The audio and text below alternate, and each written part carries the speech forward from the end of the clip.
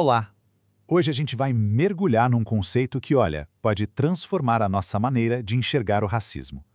A ideia aqui é ir muito além dos atos individuais, para a gente conseguir revelar um sistema bem mais complexo e, digamos, profundamente enraizado. Para fazer isso, vamos explorar a tese central do livro Racismo Estrutural, do Silvio Almeida. É uma obra que realmente muda as regras do jogo quando o assunto é discutir o racismo aqui no Brasil. E para a gente pegar a fundo o argumento do livro, a gente tem que partir de uma ideia que é super comum, quase instintiva, a de que racismo é, no fundo, uma questão de gente com más intenções. Mas será que é só isso mesmo? A história para por aí? Bom, para responder essa pergunta, primeiro a gente precisa saber alinhar o vocabulário. O autor nos ajuda a diferenciar três conceitos que muitas vezes a gente usa como se fossem a mesma coisa, mas que na verdade são bem distintos. O primeiro degrau dessa escada é o preconceito. Pensa nele como um julgamento prévio, sabe? Aquela imagem mental que a gente forma sobre um grupo de pessoas antes mesmo de conhecer. É o estereótipo na sua forma mais pura. Em seguida, a gente sobe para a discriminação. E aqui, o preconceito sai do campo das ideias e se transforma em ação.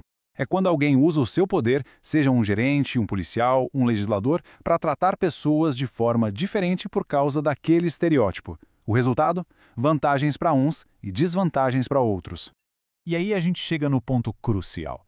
Para o autor, o racismo não é só um ato isolado aqui e outro ali. Não.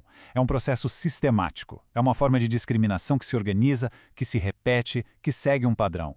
Com esses conceitos em mãos, o autor nos convida a olhar para o racismo usando três lentes diferentes. É como se a gente estivesse ajustando o zoom de uma câmera, sabe? Para capturar perspectivas cada vez mais amplas da mesma cena.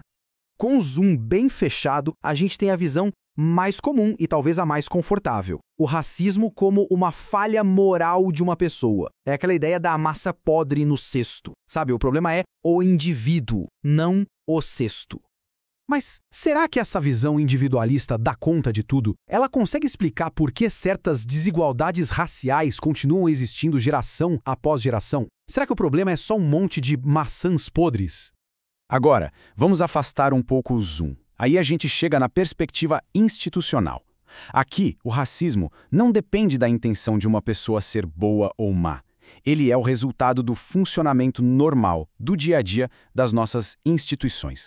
O livro usa um exemplo muito forte para ilustrar isso. Ele começa descrevendo um ato de racismo individual que é claro, explícito, horrível. Não há dúvidas sobre o que é. E agora, olha que interessante o contraste que ele faz. Ele compara aquele ato com o resultado que é menos visível, mas igualmente destrutivo, que vem do funcionamento normal das instituições. A morte aqui não vem de uma bomba, mas da normalidade do sistema. Essa distinção já é super importante, mas o autor nos leva a ir ainda mais fundo. A pergunta que fica é: por que tantas instituições diferentes, escolas, empresas, hospitais, acabam produzindo resultados racistas tão parecidos? E é isso que nos leva à visão mais ampla de todas, o coração do argumento do livro. A gente pode pensar, bom, se o problema está nas instituições, é só mudar as regras, certo? Se uma empresa adota uma política de contratação que não olha a cor da pele, ou se uma escola proíbe atos racistas, pronto, o problema desaparece. É aqui que o autor propõe uma ideia realmente radical e desafiadora.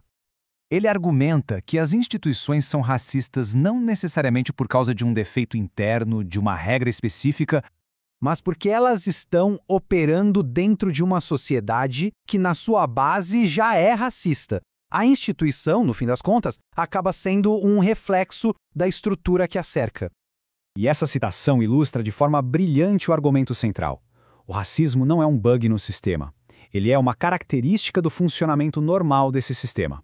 E isso é o racismo estrutural. É a ideia de que a própria maneira como a sociedade se organiza, na política, na economia, no direito, cria as condições para que a discriminação racial aconteça de forma sistemática. Ela vira a regra e não a exceção.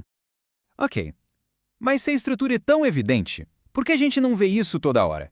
Como é que ela se torna invisível, parecendo só o jeito como as coisas são? É aí que o livro aponta para o poder da ideologia. Um exemplo perfeito disso é a ideologia da meritocracia. A ideia de que todo mundo compete em pé de igualdade é muito bonita, né? Mas o autor argumenta que, na prática, ela funciona como uma cortina de fumaça. Ela ignora que nessa corrida, alguns começam quilômetros na frente, enquanto outros largam com pesos amarrados nos pés. Mas isso aqui é muito importante. Reconhecer que o problema é estrutural não significa tirar a responsabilidade das pessoas. Não é um passe livre. Pelo contrário, o autor defende que entender a estrutura nos dá uma responsabilidade ainda maior. Não basta só não ser racista, é preciso ser antirracista. Porque num sistema estrutural, a neutralidade não existe. O silêncio e a falta de ação acabam reforçando a estrutura que já está aí. Entender o racismo como algo estrutural é, portanto, uma virada de chave. A gente para de procurar por vilões individuais e começa a analisar as próprias regras do jogo. E isso nos deixa com a pergunta mais desafiadora de todas. Se o problema está na estrutura, o que é preciso fazer para, de fato, reconstruir essa estrutura?